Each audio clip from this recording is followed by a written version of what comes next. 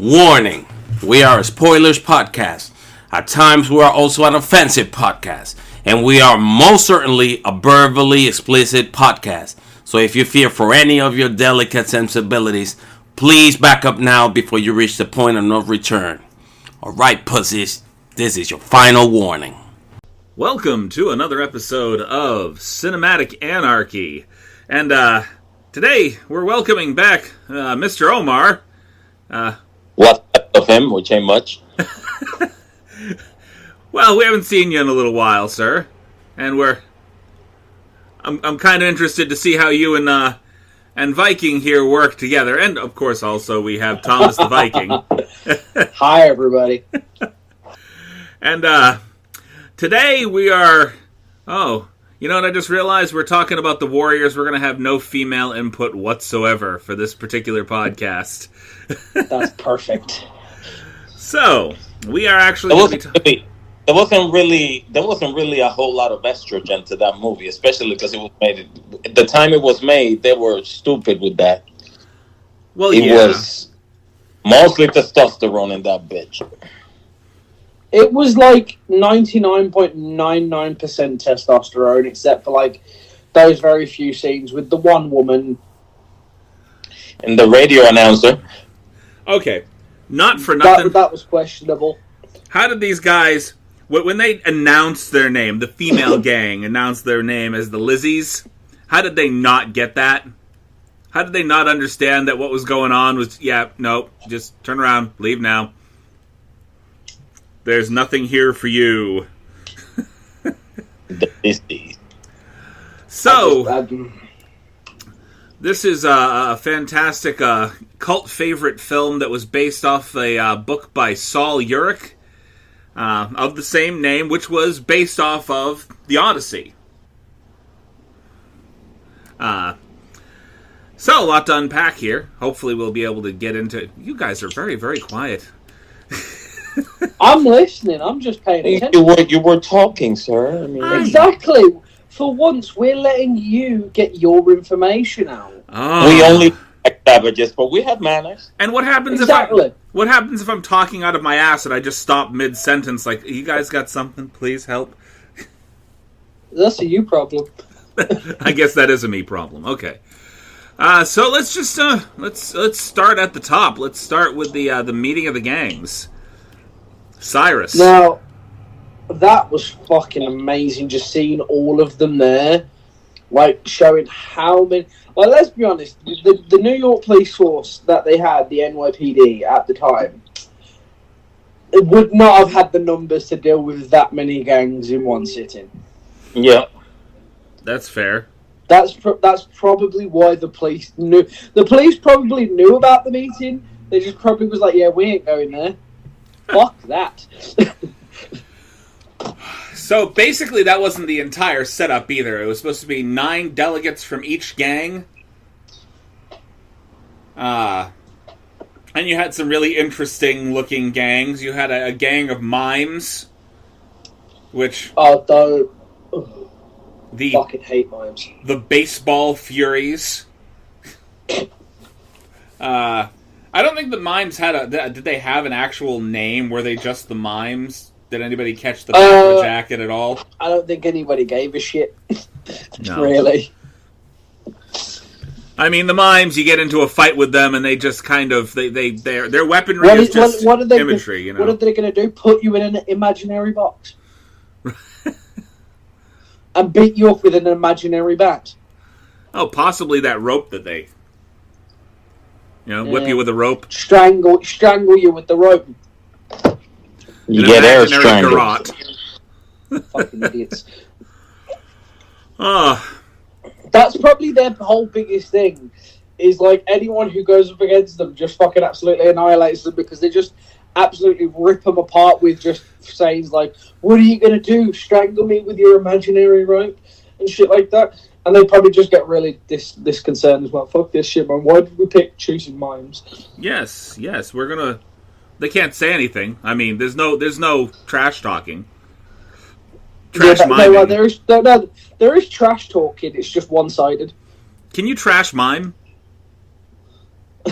Can you mime trash talking? I don't think so.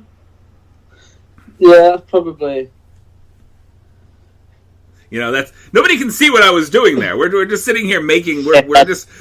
And basically that'll be it. Some fist signal, probably some cut your throat signal, and that'll be that.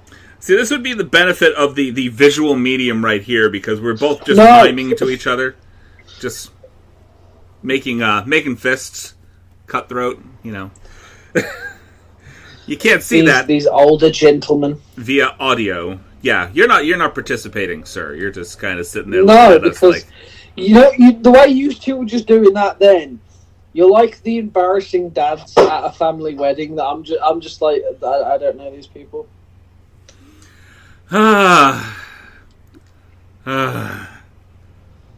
You hurt me. You hurt me, sir. You hurt me. It's true, though. So the speech... I'm going to laugh if somehow we get comments on the Facebook page and just be like, yeah, Chris do be like that awkward dad. I will fucking laugh. The speech that Cyrus made makes me feel like any average person should feel right now when dealing with major corporations just around the world, not just in America in general, but around the world. And I'm going to quote, the problem in the past has been with the man turning us against one another. We've been unable to see the truth because we have been fighting for 10 square feet of ground, our turf, our little piece of turf. Can you dig it? Can you dig it? And that's exactly how politics and corporations work right now. They don't want us to see that, we should be earning more than we are. We should be getting a larger slice of the pie that we are right now. That's why they don't want us sticking together as people. So what they do is they use politics and they use the media really pandemics to just sort of pit us against each other. The first two weapons of the corporate world, again, to keep the people controlled were patriotism and religion. Right. And then when that fails, they use a global pandemic. My dad always said that religious is like a sedative for the poor. They keep you obedient and compliant, and then patriotism is a little coffee. Doesn't fit into society's view on religion, so I could be religious and still say fuck the government. It's brilliant. Exactly. No, but that's the thing. Religion is basically like a sedative to keep you controlled and compliant, and then patriotism is the coffee they give you when they need you to get up and fight for their interests. That's basically what it is. Okay, yeah, I mean that's a good point. It's a very good point. There are countries that there are things happening right now that the USA doesn't invade them because they need democracy, but they do. But why they don't invade them? Because there's nothing that the rich people want over there. That's it. That's fair enough. My still view on America in the nicest way is still y'all would be better off if you didn't try and kick us out. And I feel you kick us out, it would be 10 times better. You'd have free healthcare. There'd be less homeless. It'd be a brilliant society that you'd have. But no, he's like, no, we don't want your way of living. We want to fuck it up ourselves. I remember going to Britain in the 90s. I went a few times, mainly to party. I didn't go to no touristy things. I went to the clubs and the pubs. I was young. It was the 90s. No, see, fun fact. That is the tourist part of the UK. I loved it, and I'll go 100 times. If I had the money, I'll move over there. And I remember seeing, like, for being, especially London, for being so quote-unquote dangerous, you don't see none of the poverty that you see out here. And you had some violent characters out there, but you don't see that much poverty, like... Oh, no, so, like, London specifically, if you're in London, you will never see poverty like you would in America, because London is the number one forefront for tourism in the UK. So 9 times out of 10, when people come to the UK, the first place they go is London. Oh, I went to Manchester too. Yeah. No, nothing crazy like that. You saw. No, I know what you're saying, but what I mean is, like, London specifically is such a place of, tourists come here so frequently that they do not let that place, get cluttered with anything. Nope. They've got people always picking up rubbish. Any homeless people, the police are already escorting them away somewhere where the fucking tourists don't see them. Stuff like that. I know also in Manchester, which is not London, but it's a very active, very up and about city. You didn't see the poverty and because you're in the main cities. When you're in the main cities, you tend not to. When you start going on the outskirts, like where I live, you'll see it more. Oh no! I even went to like the ghetto, the hood, like looking for marijuana and whatever. And I saw the criminals, and I saw like the estates and all that, and compared to what you see out here, it was pretty damn decent. That's what I'm saying. This is why I say, America, fix your shit. Let us take over again. The problem is that a lot of things that the colonizers brought, most countries in Europe have left behind a lot of mentalities that they brought when they colonized the third world. Europe is far ahead of that mentality that they had at that time. Not only the US, most of the countries in this whole continent keep that up and alive and well. And that's what I mean, like, problem. America, you're like the only place who doesn't use the metric system. Stuff like that. You don't have free healthcare. A lot of other countries, England and Canada included, all do. Actually, the US is the only place, the United States. The rest of the Americas don't use that shit neither. That's what I'm saying. The United States of America, like America itself, no free healthcare. Everywhere else I've seen does have free healthcare. Yeah, for the most part, yeah. America, not at all.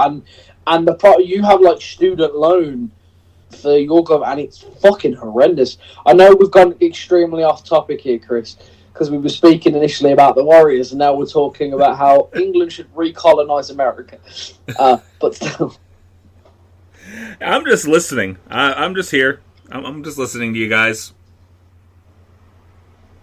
And now we're all listening. The problem out here with the gangs now is just, for some people will say it's as crazy as it was in the 70s. I wasn't around. I was born in 74 when that shit was kind of over in the States and anywhere. And only like by that time they only had it like in the West Coast, the whole gang culture, and then they worked it back. Best question I have to ask then, Chris. Since you ran like the 1800s, you'll remember what the 70s were like. So what was Excuse me. Chris is actually younger than me. I know, I'm just being a dick. I don't remember what the 70s are like. I was alive for like 3 years. 3 years. So I wasn't born in the U.S. I came to the U.S. when I was 4, and that was 1978. And I do remember what the 80s was like. I grew up in Brooklyn, New York, but I remember that I've always had family like up in the Bronx. And the Bronx looked like they dropped an atomic bomb and just basically leveled the whole thing. That's what it looked like. It was like burned up. I wasn't around for any of it.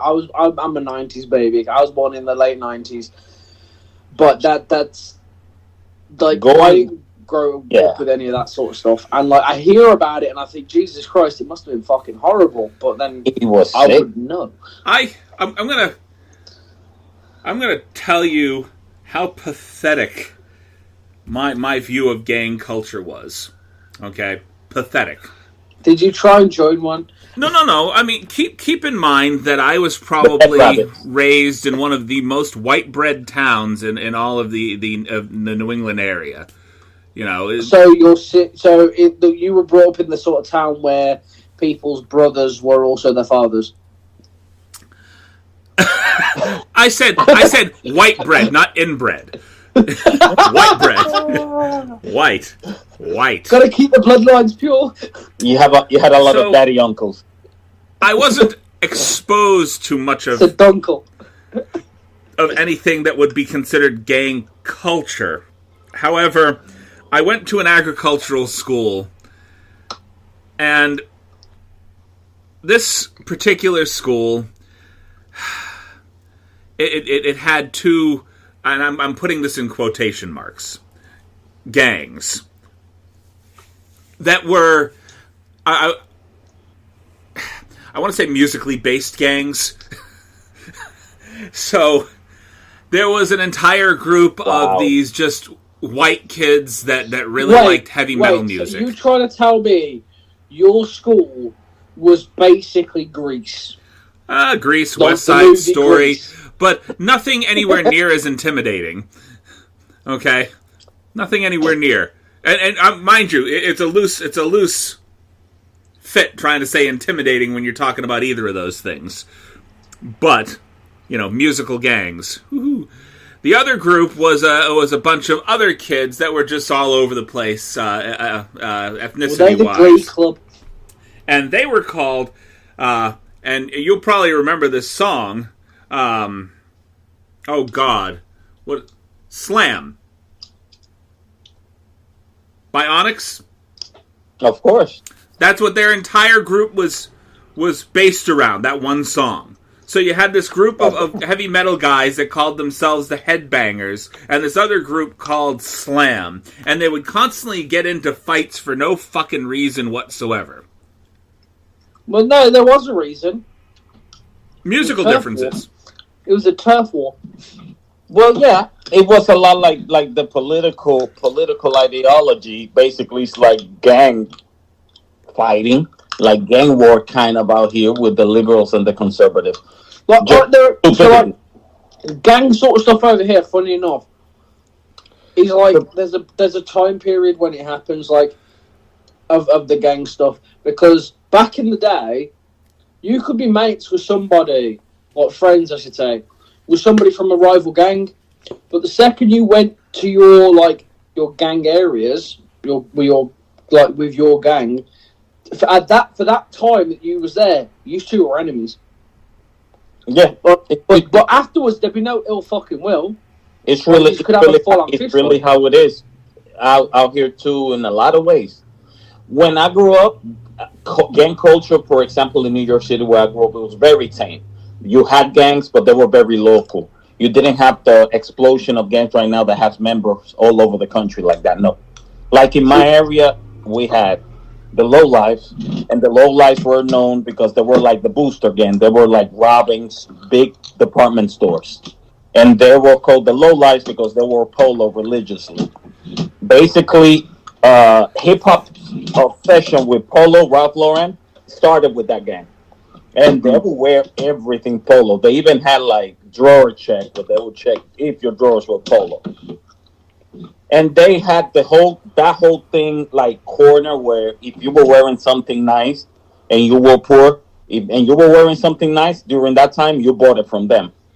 And then you had the Decepticons, yes, like the Transformers. The Decepticons were like real thugs, like they were the guys that sold the drugs and beat up people and did home invasions and all that crazy shit. And then you had the little crews from different streets that were the ones selling drugs. That's it.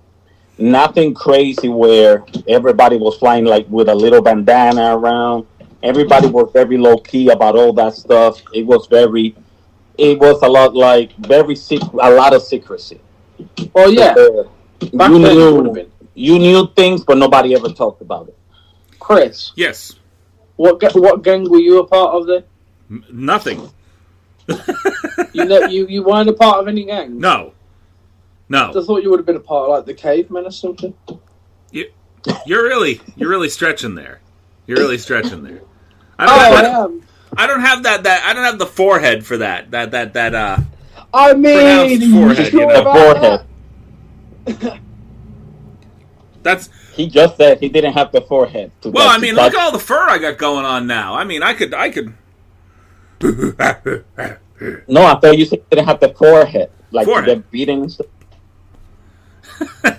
Well, I mean, I don't want anybody beating my forehead either. I mean, I think we're good. I had friends in a lot of different little cliques and gangs, but because back in those days, like every little group of people had the little specialty of things that they do. There wasn't so much rivalry, except for like the drug dealers fighting each other for little corners. But gangs like that going to war, you didn't see that because each particular little group of people had their thing that they do. Like the low lives, they were the boosters, and they will rob a whole bunch of stores, then steal a truck to carry the clothes on, and pull up in the hood, open up the truck, and start selling clothes out of the back of that stolen truck. Fair enough. Okay. Dumbest scene of the entire movie. Dumbest scene. Oh, we've moved on. We realize we never got past Cyrus's speech. We stopped at Cyrus's speech. I've moved on because we started there and then we went really off fucking track. So I'm trying to get us back on track with the film, at least. Right. In pure cinematic anarchy, normal, we went off track. I figured that one out day one.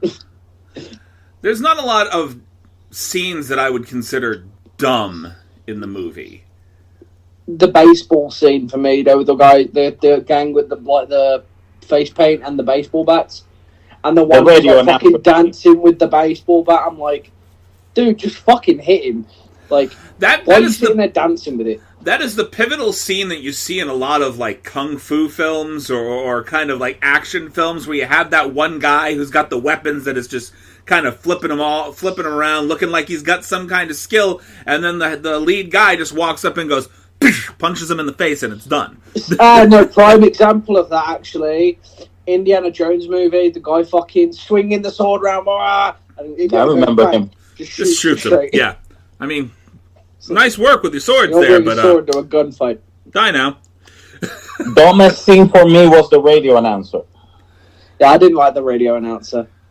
And let me explain to you why. Because that's something that really happened. They had somebody like a radio announcer that they either bribed or threatened to send like a coded message out and make it sound like it was a message to stop the violence. And it was basically a message for them to just a war call. And basically a whole bunch of gangs got together in a place and a whole bunch of people died after that announcement. But it's something that really did happen back in the early 70s. There's and I'm actually trying to remember what it is off the top of my head right now. But there's a scene, the dumbest scene for me personally, was this one scene where they had a fight between one of the police officers, and one of the police officer ended up throwing the gang member, one of the warriors, in front of the train. Basically. Yeah, I want to know, did he die? Because they never explained that. Oh yeah, he definitely died. So he was killed because of the fact. So originally, he was not supposed to. He was supposed to be the lead guy. The guy that plays Swan, the one that goes around with Mercy for the remainder of the movie. Originally, the love scene was supposed to be between Mercy and this other guy, and there was no chemistry between the two of them, and the director was constantly having issues with trying to get this guy to do what he was supposed to, and so rather than continue to basically continue to work with this guy, they killed him off, and they switched it over so Mercy and Swan were the ones that were in love for the entire movie. Or not in love, but there was the love interest, so the chemistry was between them. I didn't like Mercy for the simple fact of this, yeah. So, women are amazing, don't get me wrong, this is not a sexist thing, but it just showed that, like, right off the fucking bat, she just caused arguments for no fucking reason. Like, the Warriors could have passed through the orphans town, or the orphans area, with no issue, but she had to open her mouth and fucking say something and start a fucking argument and then start a fight, you know what I mean? Right. Very true. Stupid. Well, you see a lot of people like that, though. People that are, like, instigating. It's like the girl that walks around with their boyfriend and is like, are you going to let him talk shit about you? Are you going to sit here and let him walk all over you? Why aren't you sticking up for yourself? Why aren't you fighting with this guy? Or, no, it's not just that. It's always are you going to let him talk to me like that or something like that? The one that makes me laugh is I saw a post on TikTok of, like, a big fuck-off dude. He goes, what would you do if I smacked your girl's ass? And the stitch of a guy with his girlfriend, and his girlfriend looks and goes, well, what would you do? And he looked at her dead in the face and went, baby, I will hand you to that man on a silver fucking platter. I am not losing my fucking life today. Bye. And walked off. I was like, fair play to him. Fair fucking play. Because I'd do the same. I'd do the fucking same. I'm sorry, but... Well, that used to happen back in the day, though.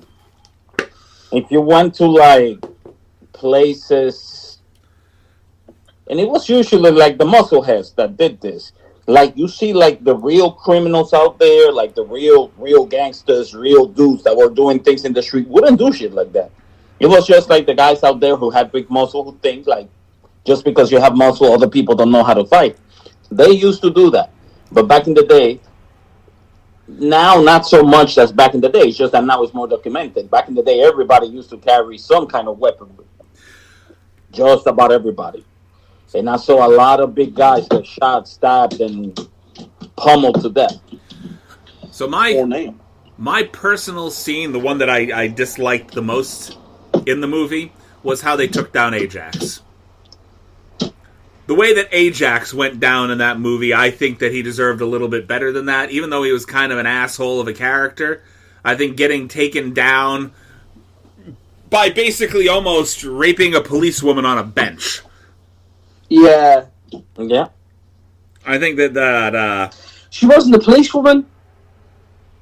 Yeah, she was a policewoman. She was an undercover policewoman.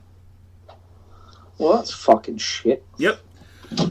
So she was basically a plant. She was the person that puts herself in that situation to kind of get people, arrested for exactly what she was doing, Which is fucking stupid. Why antagonise it? Yeah. Sorry, no, but like, why antagonise it? I understand you want to lock these people up, that's fine. But just fucking poking the bear. What happens if he did actually do it? You know what I mean? Then she's fucked. Yeah, this was... It's possible she is. Yeah. It really is. Stupid, man. It's just stupid. Just physically put yourself in that situation. But I mean, and then towards the end of the movie is one of my favourite scenes, just with the 3 glass bottles, just the clink, clink, clink. Oh, that's the infamous scene. Come out to play. So they were looking for a way to transition there. They were looking for something intimidating for that guy to say. And so while they were waiting around, they had to kind of rush the last bit of the movie. And while they were waiting around trying to figure out exactly what they wanted to get him to say, he just came up with that on the spot. He put the bottles on his fingers, and he remembered a guy that used to taunt him while he was standing. He'd taunt him, like this guy would stand out on the street and taunt him while he's sitting in his house, like, come on, come out and play, come on, Yeah. And he remembered how intimidating that was, and he said, I'm gonna put this right in the movie. The grammar's the best thing he did. I'm glad he did. I mean, ever did. that was like the scene from the movie. Most people, fucking quality. If you can't remember anything from back to front, they either remember Cyrus's speech or they remember that one intimidating moment, the bottles. That's the biggest thing I remember. Yeah, the bottles. It's fucking amazing. I love. Yeah, the bottles. It's the clink of the bottles. There's a thing where back in those days, every gang had the little call, their own little call, and if you went through certain neighborhoods, because everything was so destructive, anything you say loud enough will carry really far. So you will say certain things, some special scream or whistle or whatever, everybody will come out of wherever they were hiding to fight. I think that one of my favorite scenes in the movie was the very, very end, where they are they're all out on the beach, and Swan is basically telling this guy, it's time, me and you right now, 1-on-1, and the guy just looks at him like, are you crazy? 1-on-1, me and you? He's like, no, he pulls out the gun. Do you know what gets me as well? Is the fact how when he asked him, like, why'd you kill Cyrus, and he gives off the answer, I would have looked around the second he asked that just in case and been like, because if he saw that gang, I'd have said straight up, like, I didn't kill Cyrus. What are you talking about? That was you guys. Mm-hmm.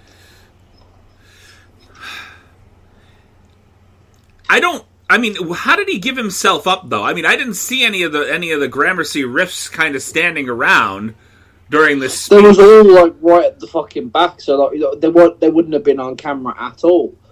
You know what I mean? Right. So they were framed. Right. Yeah, Luther was kind of a dumbass. He was the Anarchy in that movie. Yep. But he's also representative. I mean, his character is representative of a lot of, like, cultural travesties that have happened. People that take down these enigmatic leaders. Sorry, tripping on my tongue. First time, 30 minutes in. Beautiful. So they take down these enigmatic leaders. You have your Lee Harvey Oswald that took down JFK, and you have the guy that took down Martin Luther King. I don't remember his name off the top of my head, though.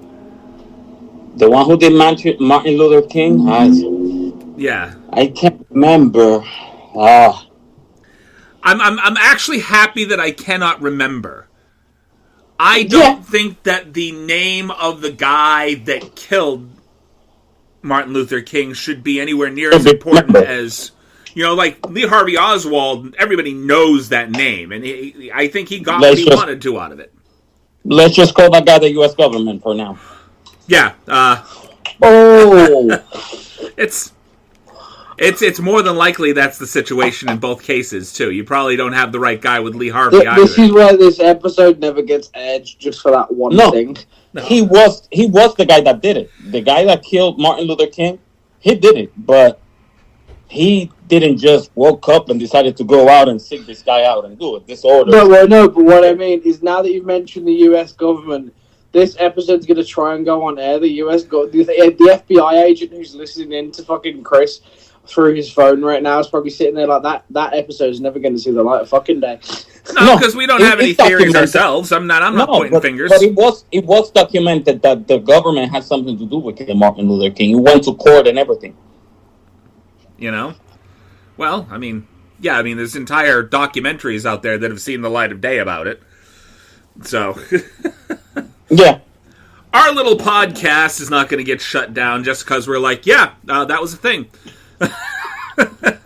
Yeah, I'm gonna laugh if Chris gets a text off his FBI agent being like, "Bitch, you sure about that?" I will fucking die of laughter. They weren't able to shut down NWA over fuck the police, and they tried. So no, relax. They can relax. Just relax a little bit. We don't have anywhere near the sway of the NWA right now, though. Yes. Exactly. So if they wanted to shut us down, they especially. could. They're going to focus on people that have some sway. Our little podcast passes into the ether, and they're going to be like, what did they say that to 5 people? Okay, that's fine. We're good. We don't have that sway yet. Yet. Let's say yet. But then again, my plan is really, as much as social justice is close to my heart, what I plan to do with media soon is try to a YouTube channel where I'm cooking healthy meals for busy guys. I'm for that. I need to eat healthier. I'll watch. You got me. I'll subscribe.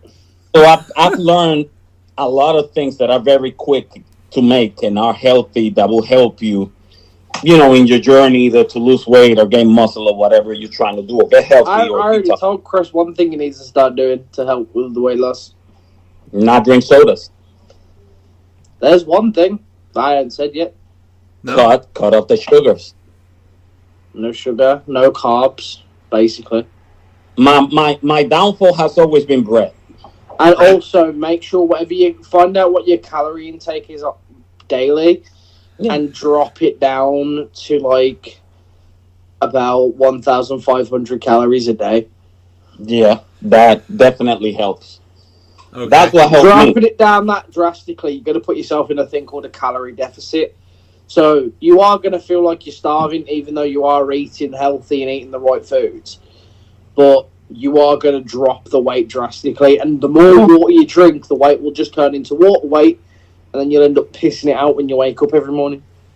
Yeah, there's certain things that you could eat early. Well, not early, but your first meal of the day that will keep you feeling full throughout the day that you can eat less. Oats. Oats is one of them. Dried oats cooked in water. No sugar, none of that sort of stuff. If you can get sugar-free, low-fat, low-calorie syrups to put on it, then add that. That's fine. But trust me, you eat that and you will feel fucking full. And just eat a banana afterwards and you're like, bro. Something that helped me lose a lot of weight with oats, what I would do, make them, I would put cinnamon and cloves to give and it gave them a nice little taste that wasn't sweet, but you felt a little spice and it helped them. I just put my protein in it. I would put protein in oats. We'll give them a taste if it's vanilla or whatever. Banana like protein for the win. You can put cinnamon, cloves, and nutmeg. Sounds good. And Chris has already seen how much it's changed me. Oh, yeah. He's probably seen the before and after pictures. You showed them up on the main page, didn't you? I saw them. Yeah. No, but I mean, Chris has seen from literally when I first joined the podcast to now. I don't have any before and after pictures because I wouldn't take pictures below my chest back in the day. But you could see my face used to be really round. Christopher remembers because he knew me back then. I certainly And do. I was already losing weight, but I was big. I'm working on it. A lot of my thing is needing to be a lot more active than I am. I have not been very active at all. So, final thing on the film, rating out of 10. I've seen both versions of the film. If you go with the original version, I give it like an 8.5 out of 10. Honestly. If I'm being honest about the film in general, like an 8.5 out of 10. The director's cut, I would give like a 7.5 because I didn't think it was necessary for him to do what he did with it. Yeah, the director's cut it just basically abounded on things that were already on the film that didn't need to be abounded on. Well, no. They didn't expand much of anything. What the thing was is that he always felt this was a comic book kind of movie. And so what he did was he had certain points where he wanted comic book-like transitions. So really all he did with the movie, the director's cut, was he added comic book transitions between different scenes, which just made it feel... But they're like... It took the little away... planes go like this. Yeah, I mean, it took away any... It made it look like comic book cells. Like, you know, the scenes that you'd see in a comic book, it would pull back from one cell and then go into the next one, you know, and it... Meanwhile, in Coney Island... Yeah. It was. I really didn't like it. I was watching it, and I kind of got this feeling that none of the comic book transitions were necessary. It took away from any seriousness that the movie had. I don't know what year they made it. One of my old buddies has it, and still has it. And I saw a little part of it, and I kind of got bored with it. Like from the first couple of scenes, I didn't see it. Okay. Yeah, no, it wasn't. I rate it a 9 out of 10. The director's cut, I just saw the beginning of it, pretty much the first couple of scenes, and when I started seeing that whole thing you mentioned, yeah, it was. I was like, hang on. The hell is this? It wasn't worth the money that I spent on it. The only thing that I liked about the Blu-ray itself was it had all the documentaries that were related to the actual film itself. You know, it had... What did it have? Huh? What did it have? What other things did it have extras? The making of, I'm sure it had, but what else? Oh, dear. I would have to get up and get it real quick. It's right over here. How dare you not have it close by? Right. You'd think that I would have the thing in my hand while I was talking, but no. It wasn't really that much importance. So So it had 3 features. Basically, they were talking about having to work with certain gangs within New York at the time that they filmed the movie. So there's actually a lot of the extras and a lot of the crew were actually gang-related people because they were doing a gang movie in New York, and in a lot of areas. It was 1979 though. Right. Probably they started filming in 78, which tells you if they did anything like that past 1975, it wasn't that dangerous to do because that was very tame by that time. There were also certain areas where people were not allowed to wear their colors on set. Yeah, because there were still members that were there active. But yeah, they basically go through the beginnings, the makings of the film, working throughout the entire film, and then they have, all the after-production stuff that they had to deal with. There were 4 reported killings, 3 in LA and 1 in Boston, that were related to the original release of the movie in theaters. And they were related to people either going to or leaving this particular movie. And the gentleman that made this movie, Mr. Hill, felt that the reason why you were seeing a lot of this uptick in violence in regards to this movie is because it spoke to a certain type of person. This particular movie, you had youths that were in gang-related scenarios that were all going to these movies, and so you had one gang over here, a couple people from this gang, and you look across the aisle, and you have people from this other gang going, oh, well, now we're both in the same place, and we're both watching the same movie, Yeah. And so you saw sort of an uptick in violence because of that. And so Paramount even went so far as to release most of the theaters from their obligation to show the movie. And the ones that were still showing the movie, they paid for beefed up security at those events. So Paramount themselves paid for security at like the other 200 places that were still showing the film. And they did like a re-release like 2 weeks later once the violence had trickled down a little bit. Yeah, it was too soon for it. I don't think it was too soon so much as it just... I don't even know how to say. I don't want to sound condescending, but it just... that movie itself spoke at the time to a certain lifestyle, a certain set of people, and they all wanted to see the movie. It spoke to them. Yeah. And the idea of Unity being shot to hell by some rogue faction, which is literally, that's the name of the group that did that, the Rogues, led by Luther. You have your like, Martin Luther Kings, your JFKs, people that really are fighting for unity and these delinquents. Well, these real personalities, these people that could really make a change just with their words and how hard they fight. And them being taken down, it all spoke right through that fucking movie. Remember this. This movie came out at a time when gang violence was pretty tame compared to the early 70s. Right. I don't want to be a conspiracy theorist here, but the biggest trick the rich have pulled is keep the poor fighting each other.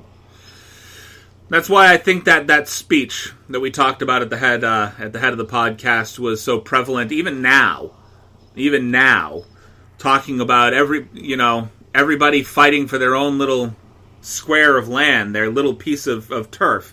Even as a person going out and working at a desk in corporate America, realizing that most people right now have to fight for every little thing that they keep. And you're being told that the only way to keep what you own is to make sure and look at everybody else like they're your competition. They're your enemy. Working together is not a thing that's really heard of. They talk about teamwork, But really what they want is they want you to fight against each other even within the team.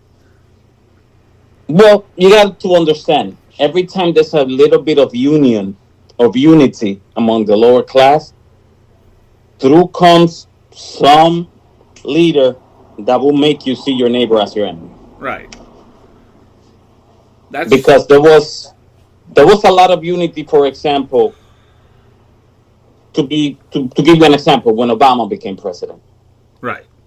Everybody that's nobody rallied around the guy.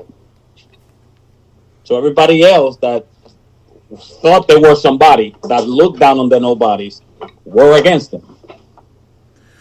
And that's how it was basically preparation for the Orange Clown we all know. We're not going to mention his name. Of course. And then he came, the Orange Clown. making you look at the Orange Clown came and made you look at your neighbor like the enemy. And so people bought into it because all this unity was basically making them look irrelevant. Well, that's the thing, is that if people stopped, looked around long enough, and just realized that it doesn't matter where you're looking, whether it's media, music, film, everything is sort of geared towards making you sort of fight with each other. You know, you're the politics are that way. Corporations are that way. You go to your job, and it's every man for himself. You know, because you want to earn more.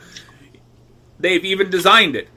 They call it performance bonuses, but they've designed it as such. You know, you basically you have to perform better than the guy next to you if you want to get a raise at the beginning of the year.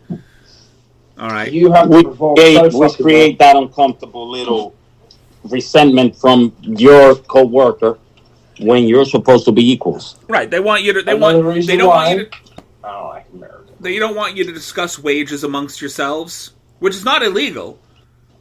No. You know, they don't want you to because of the fact that it shows where the favoritism is. You know, the pay rates will show where the favoritism is. But I digress. We're talking about the Warriors and all the things that kind of tie into it and the feelings that you get from watching a movie like this.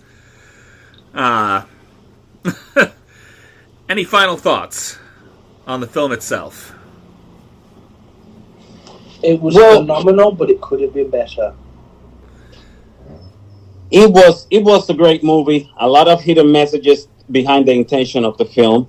A lot of great messages behind it that probably weren't meant to happen, but I get it flew over some people's heads when the film came out because they still went out and fought each other anyway.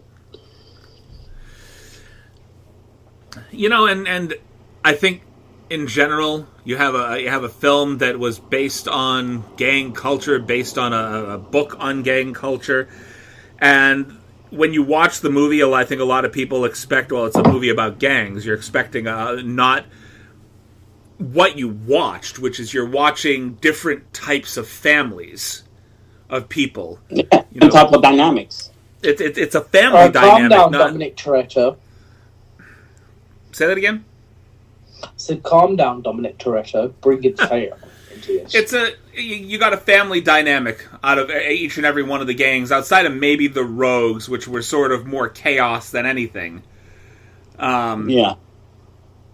But you got the feeling of close-knit families of people that were all sort of like, you know, this is my place, this is your place, blah, blah, blah, blah, blah. This is my family. And you didn't get what was the atypical Hollywood vision of gang violence at the time. There were a lot of movies that didn't paint gangs in a decent light, really. They painted them as just criminals through and through and not people. Yep. And this is probably one of the first movies that I can think of anyway that really painted the gang scene with as they basically painted the gang members as people, not just pure criminals through and through. No, they just fell into a trend and ran with that, and basically it gave them a little humanity. Yeah, I think that's what I was what I was trying to say. A little bit more concise than the way that I tried to say it. Yeah, not so many words, I will say. So we're gonna go ahead and just slip into our station break here for some sponsorship, and we'll be right back with the second half of the podcast. And who fucking knows what? Because I didn't plan for it. All right, so thank you for listening to our sponsors, and we're going to go ahead and slip into a couple of games here. We're going to start with a game called Making Bad Situations Worse. And I'm going to start with the first... Really, Chris? You had to use the word slipping. Slipping? Slipping and Let's sliding. Slipping. Anyway. Some people say I'm the perverted one. Well, I wasn't the one that was thinking that way when I said the word slipping, so... You put it into context for us, you perv.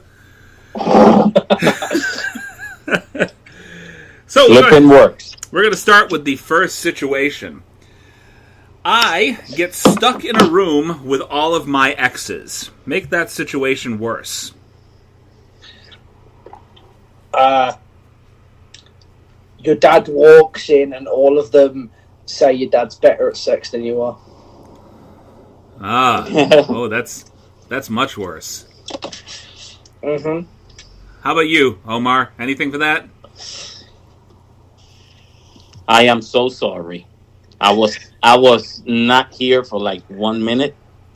What was the question again? Okay, so the first situation that you need to make worse is I get stuck in a room with all of my exes. My response was that his dad walks in and all of his exes literally say to him dead in the face that his dad's better at sex than he is. Well, if I'm stuck in a room with all of my exes... Okay. How do you make that situation worse? They could all hold up a pregnancy test. It'd be like a joke. Yeah. I know how to make the situation worse. You're stuck in a room with all of your exes and none of them remember you. I could make it even worse. You're stuck in a room with all of your exes, and all of them look at you and go, "Hey, bro." Hey, yeah, bro. I mean, it happens. This is like exes from Alabama here. What? Exactly. No, that's what I mean. Like you had no idea that they were related to you, and then all of a sudden, "Hey, bro, what? Huh?" I went through my player phase, so to make that situation worse is when they all start comparing timelines. Or breaking up and starting together. You're stuck in a room with all of your exes and all of their current boyfriends as well. No. That wouldn't be a problem. Yeah, because my brain, I would just be like, "Wow, babe, you downgraded to all of them." No, I will be mad cool and just make sure each girlfriend focus on their current partner at that time. That's it. Forget about me. So you say with the whole fucking their current boyfriends. My brain would either say that they're downgraded, or I would look at the dude and go, "How's my sloppy seconds?" That's all I'd say. No, the thing is that as long as I can keep everybody from talking about me, I'm good. So I'll be saying, "Oh yeah." I'll make it. Can I make it morbid? Wow, very handsome guy. Lucky girl. You did good this time. Nice to meet you, my guy. I'm gonna go disturbing and morbid. Are you ready? Ready? I'm stuck in a room with all of my exes. None of them are breathing, and the police are on their way. Oh, fuck. Whoa. It's got dark real quick. I like it. Yeah. Okay, next question. Stuck in a room with all of my exes, and they're all armed. Make this situation worse. You accidentally break your penis while riding on a motorcycle. I don't know how you could make that worse. On your way to a threesome. It'll get worse. There you go. That's how you make it worse. No, I know how to make it worse. You've broken your penis. A dog comes and pee on you while you're curled up on the floor in pain. No, while you're curled up on the floor in pain, a school bus full of women flashing their breasts, trying to force you to get an erection. Yeah, that will be painful. Oh, yeah. Ouch. Yeah, that's... Yep, okay.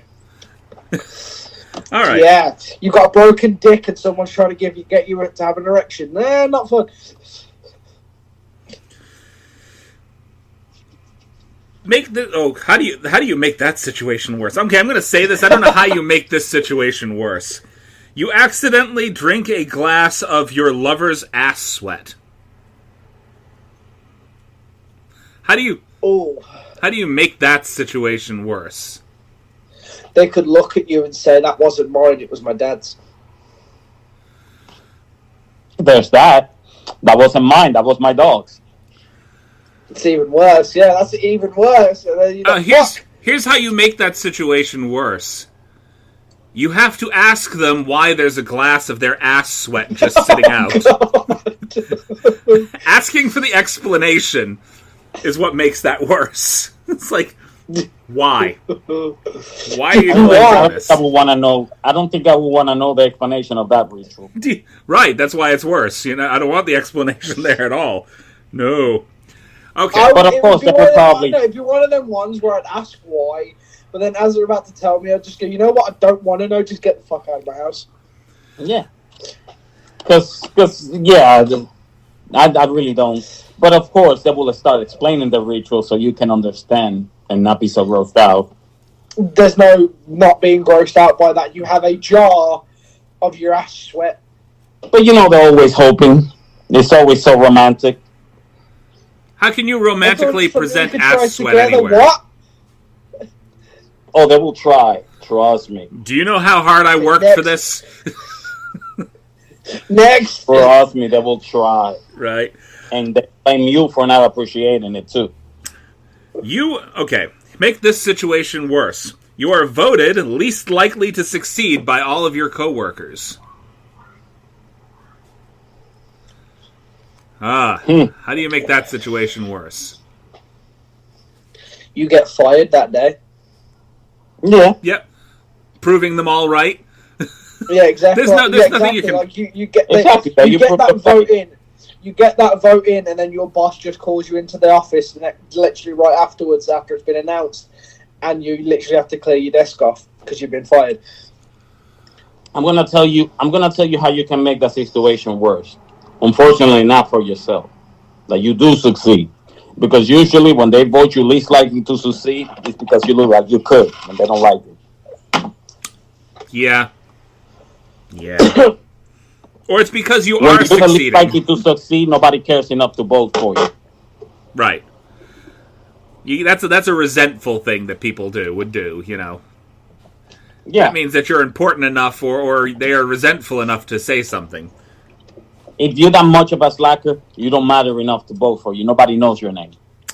You fly under the radar based on your laziness. When you're likely to succeed is when people notice you and they want to take you down at all costs. That's how people are. You want to make the situation worse? Prove them wrong. They'll go crazy.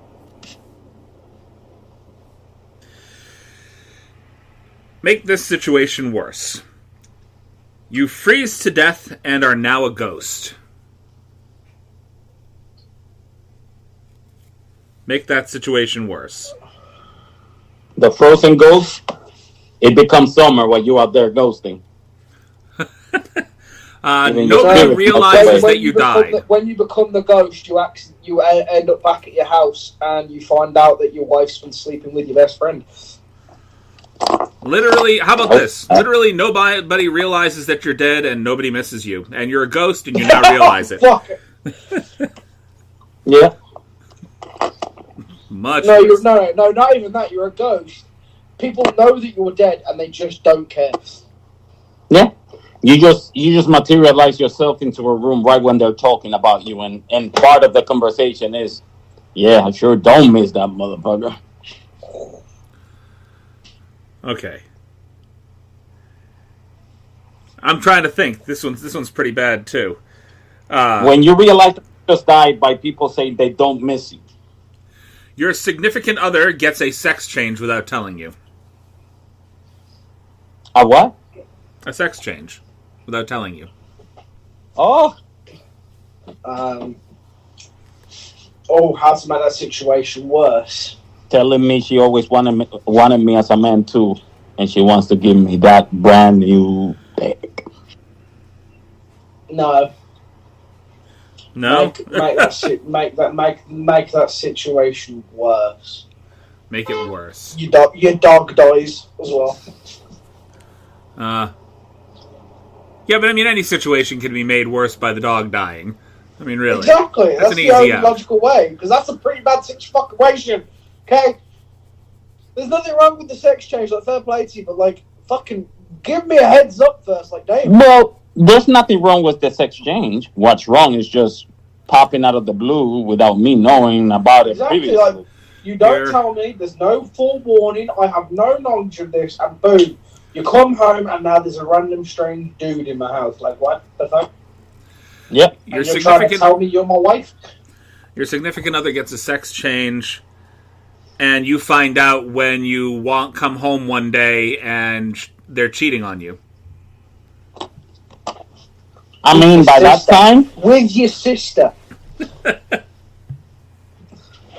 Yeah, that would be hurtful. That would be... Not even gonna lie. That's much worse.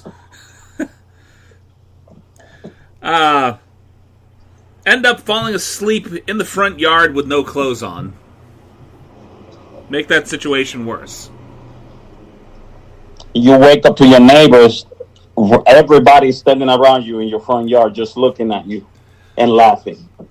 I was about to say, this is a pretty bad situation if that's the case. You wake up, butt-ass naked, everybody's there staring at you while your neighbour's dog's licking your balls. That's how you wake up?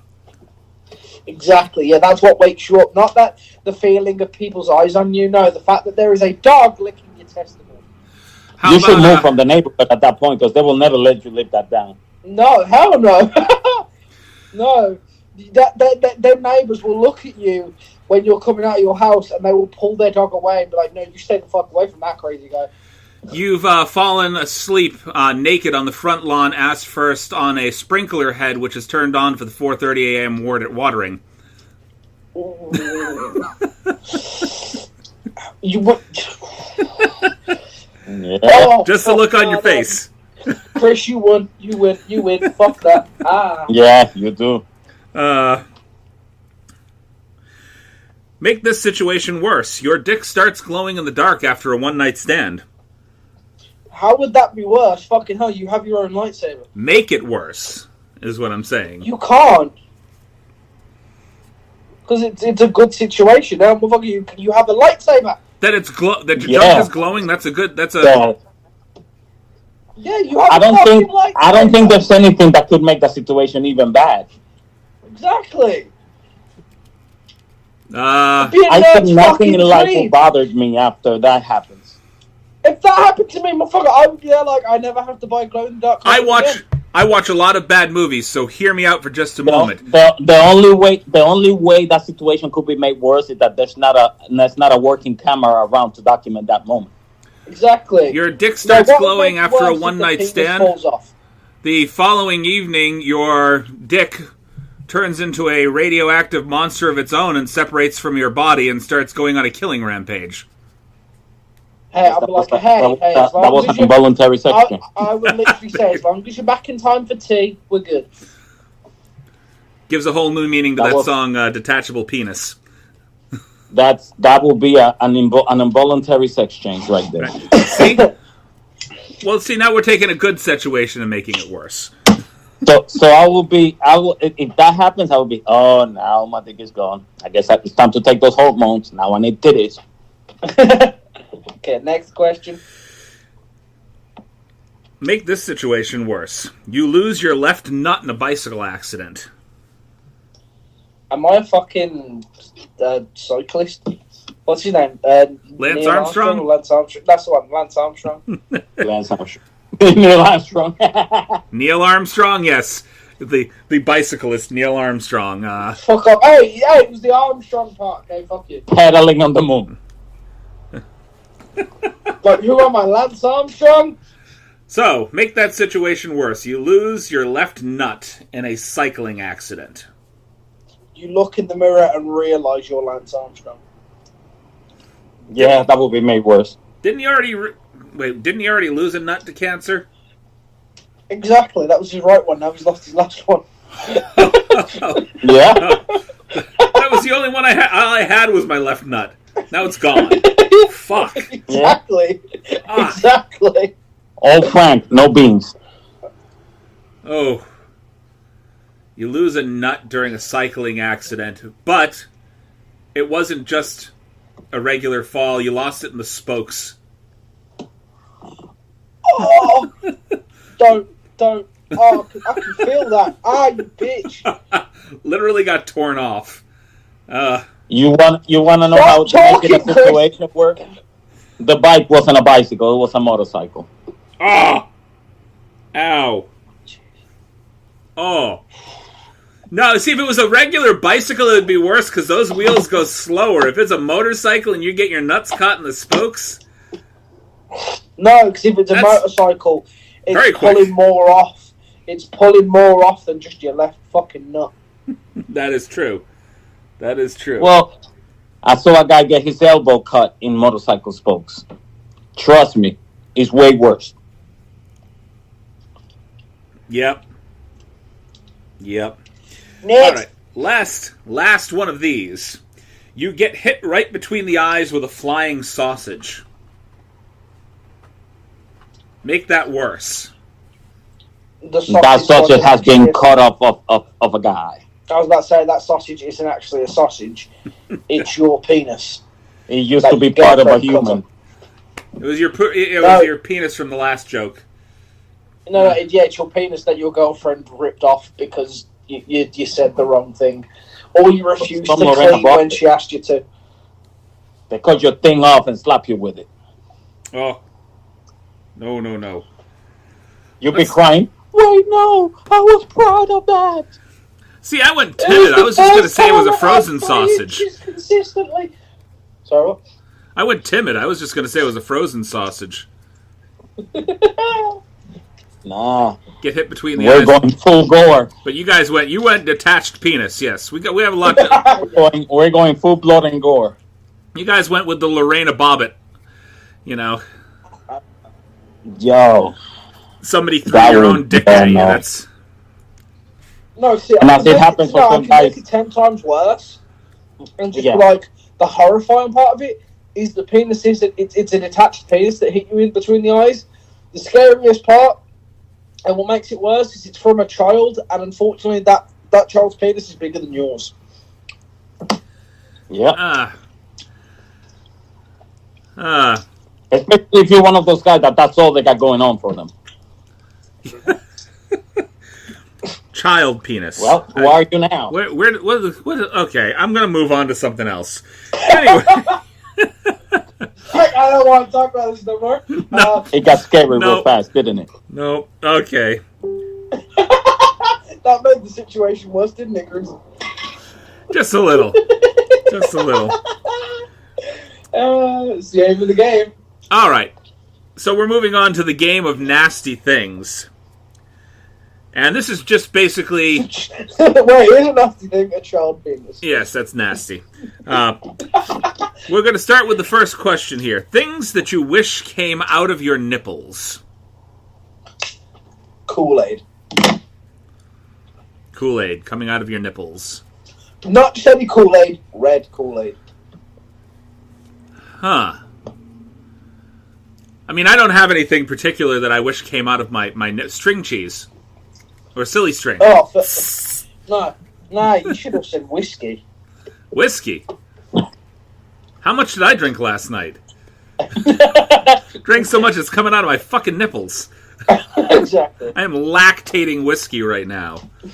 My grandpa used to have this joke about this guy that saw a genie, and one of the wishes was that he's able to piss rum. Oh. And the lady said, wait, let me get a cup. I said, no, you gotta get it straight from the bottle.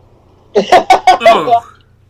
You know, though, pissing rum, just alcohol coming out of your urethra, oh my god, that would fucking hurt. No, but if your body's used to it, like if you've been doing it forever, your body's used to it. There's a cauterized urethra, yeah, just... Whoo. I don't want that, no, I'm good. Nipples, fine. Pissing, no. I am sure being able to piss rum, if not hurting, will come with the wish too. Yeah, exactly. I think part of being able is the fact that it won't hurt. That's so what fair. would you have come out of your nipples then, Omar? Huh?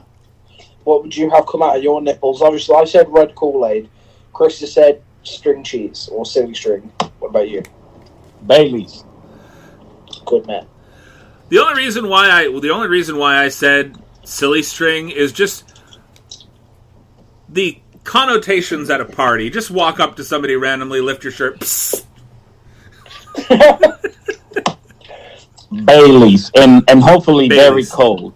Cold Baileys. Well, I think that depends on your body temperature. Nothing like Baileys for your coffee. Just ice your nipples beforehand. That's all you have to do. Just getting a really cold shower to lower your body temperature and then do it. No, just ice your nipples beforehand. It comes out. Just ice. Ice your nipples beforehand. All right. Things that are hard. My penis. I knew you were gonna. That's the first thing that was gonna come out of your mouth was your penis. or trying to explain directions to a woman. Things that are hard. I can't say that. I actually, my woman has more direction sense than I do. I get lost easily. All right. Just wood. Wood? What, morning wood? Yeah, I guess. Well, wood in general. This one should have been a lot more filthy than it ended up being. It should have been. Omar? 3 days old bread. That's a crouton. True. Not if it's a baguette. If it's a baguette, that's a baseball bat. I was about to say, that's a lethal weapon. Hey, have you ever been hit with a baguette? Oh my god. That's been out too long. Yeah, that's a lethal weapon. What is it about that bread that just turns it into like a fucking piece of concrete after like 2 days? I have no clue.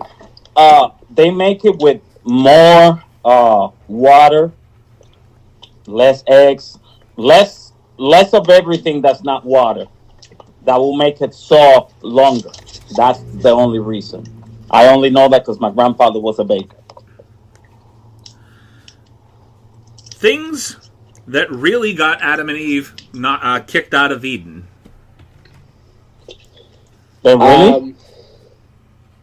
There was no other humans, so they started having sex with animals. They made an orgy and started having sex with animals. They've been hanging around the burning bush for too long. I was going to say sodomy. What the fuck? They used the snake. As a condom? The snake is a condom. Yeah, there you go. Made us If eat that's the the apple. case, Now I we're going to feel use really you as a bad for Adam. condom. If that's the case, I feel really bad for Adam.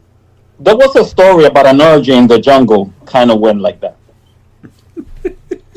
The lion decides one day we're going to really party today. We're going to have an orgy at the jungle. So everybody was with everybody. All the animals was with other animals. But he got super offended because he saw an elephant with a condom. And he said, wait, we're all clean animals in here. Why are you wearing a condom? He said, no. That's the snake giving me a blowjob. All right. Things that women hate during oral sex. Biting. Things that women hate? That women hate during oral sex. You to them or them to you? I guess it could go either way. So in regards to you today, biting. Forget the girl's name.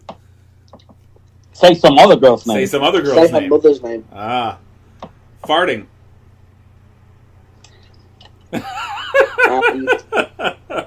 In terms of them giving you oral sex, urination.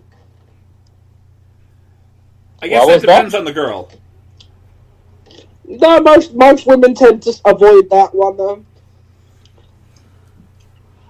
Yeah, I mean, for the most part. Yeah. There are a few That I was- kind I've never of... met a girl who said piss in my mouth. I don't run in those circles. Thankfully. I don't think anybody does. You avoid that little crowd. No. It's like, that's usually the end of the date right there. Like, that's what would I hate during oral sex? Piss in my mouth. Okay, I'm done. Thank you. The end of the day for me was if the girl will say, "What are your what's your opinion on getting pegged?" Check. Now get the fuck out of my house. Bye. I'll be like, check. Yeah, pretty much. Okay. What are your views? What are your views on getting pegged? Very casually, like it's all. Like it's something you bring up in a normal conversation. Like, no, That's... the fuck did you just say? Check, please. I am sorry. That is not something you bring up in a normal conversation, let alone with somebody's teeth wrapped around your dick. Thank you very much. Answer that question very carefully.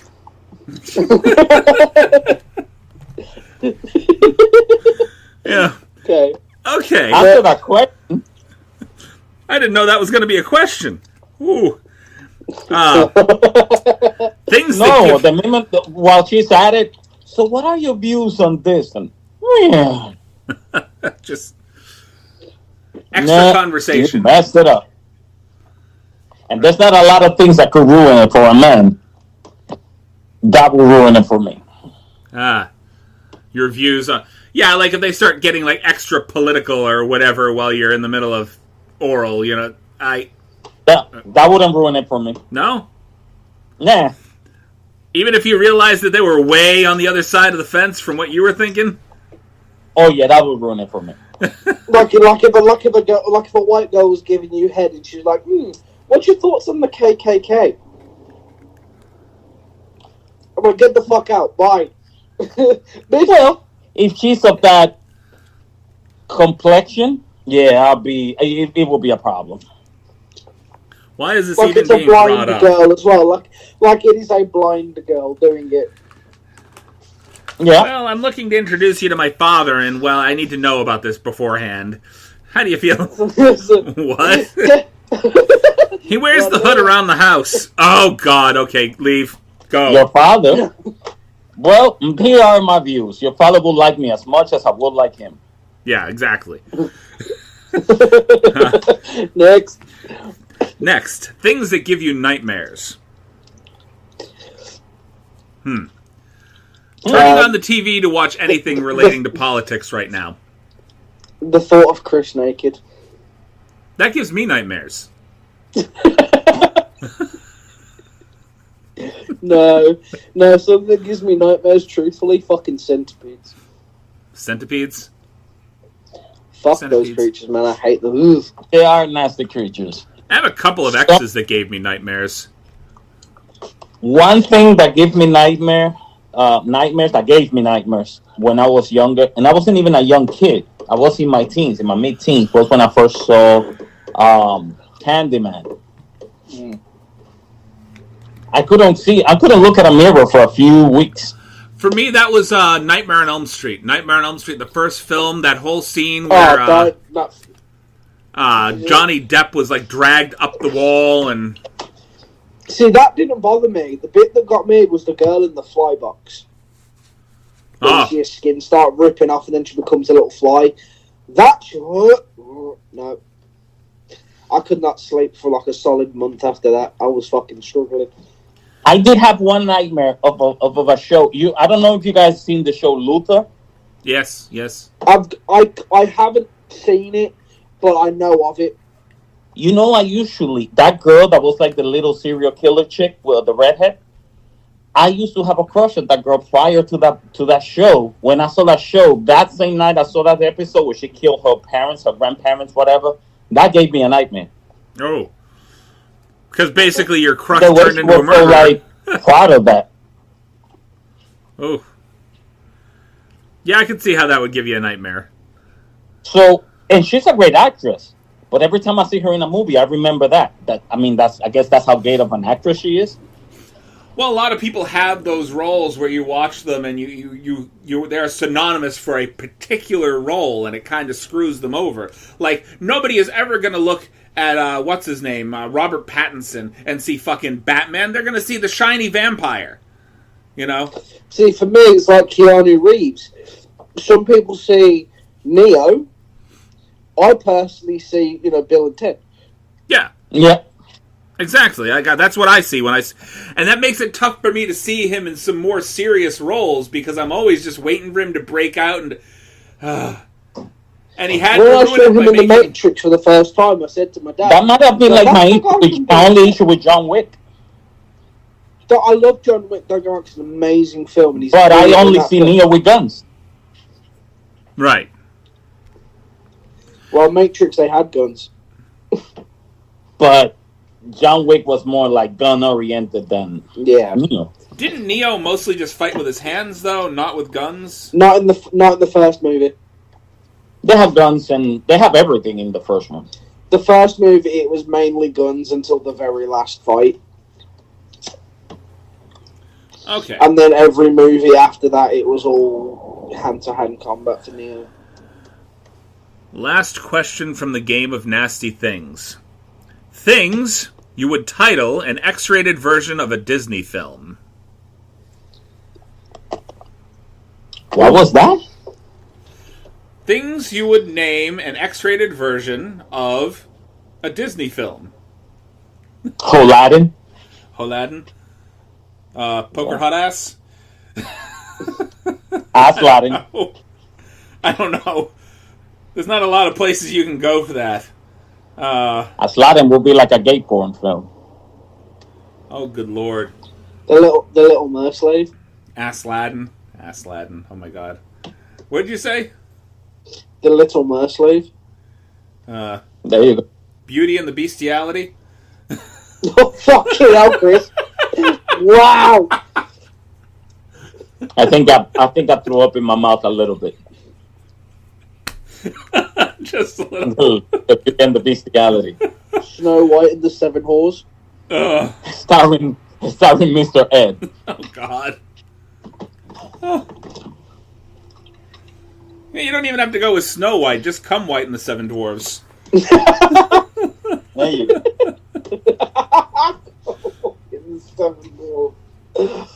Oh, God. I'm trying to think of other Disney movies you could really do that to. There's not a lot. It would be the Pretty Gosler and the Seven Dwarfs. Oh.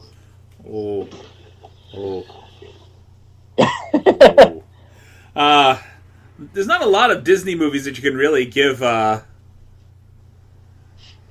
because a lot of them nowadays have been like one word titles. So. Right, like Brave. Like how do you do that? Brave them cheeks. Brave. Ravage. Right. Rapunzel. Yeah, no, Rapunzel. No, that was called Tangled. I was gonna say that's the only way you can go with that, and that's not really. Some people have their. They have their fantasies. I'm not condoning it by no means, by the way, but some people have the little kinks. Yeah, that's true. I guess. Trying to think, is there any other one? Oh, there's plenty. Another. Here's another gay one for you. Instead of Hercules, Herc on his knees. What was that? Instead of Hercules, Herc on his knees. Oh wow!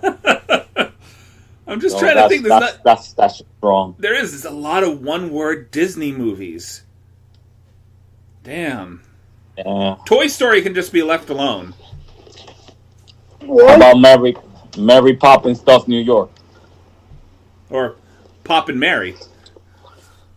There you go. Pop and Mary in New York. Pop and Mary will work anywhere. They should make like a movie series of it. Pop and Mary in London, Pop and Mary in Dallas, Pop and Mary in California, Pop and Mary in Paris, like the Emmanuel movies. Right. I was just thinking. This is a plot. I was just thinking like Debbie Chris, Does you gotta Dallas. do one more. You got to do one more because this one, we need one more. Just one more what? Oh, one more question? Mm-hmm. What? One more? Okay. Yeah. Things that are worst sins... Oh, things that are the worst sins that you can think of. Bestiality. Yeah, right. Turning Disney movie into a bestiality porn. That's that's a pretty bad sin right there. Yeah. Chris getting naked. Again, it gives me nightmares. So I guess.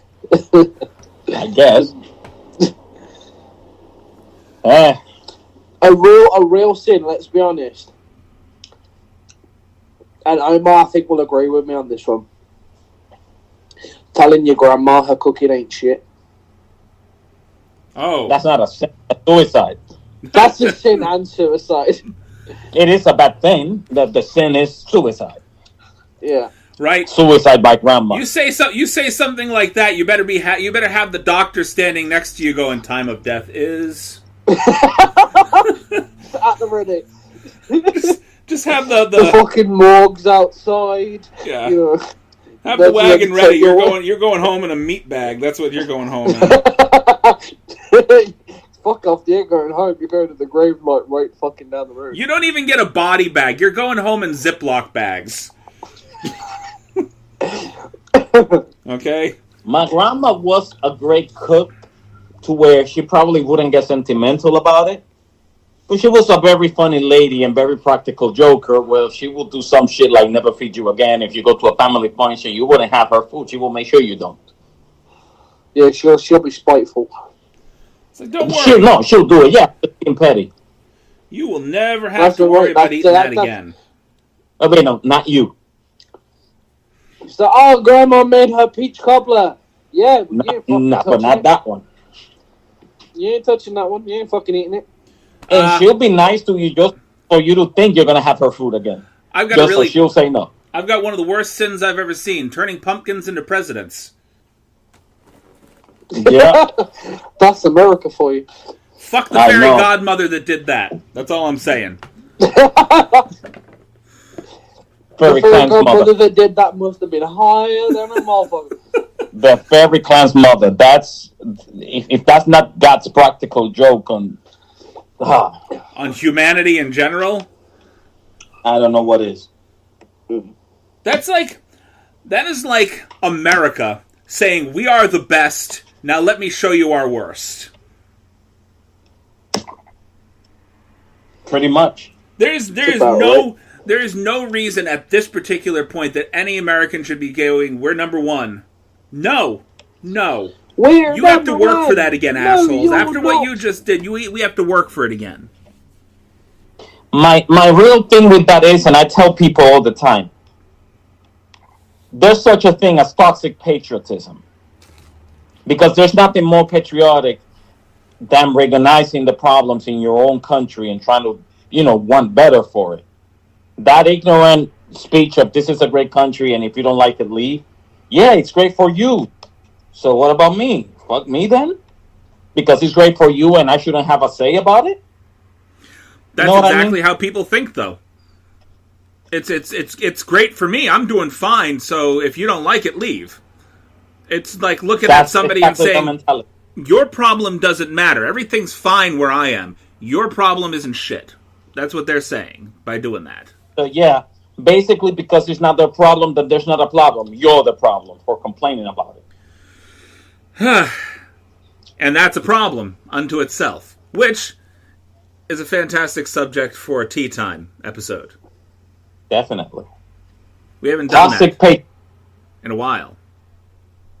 Toxic patriotism. Hey, blame Miss B. Blame Miss B. You really can't blame Miss B. Miss B's been going through some stuff. No, I know. We all have our... She's been going through her stuff. I've been going through yard work. It happens. I've been going through whores what?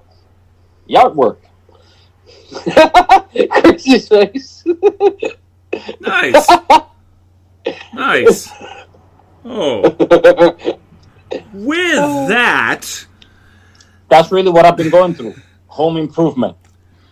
I want to go ahead and just thank everybody for sitting through another episode of Cinematic Anarchy and our ADHD approach to entertainment reviews.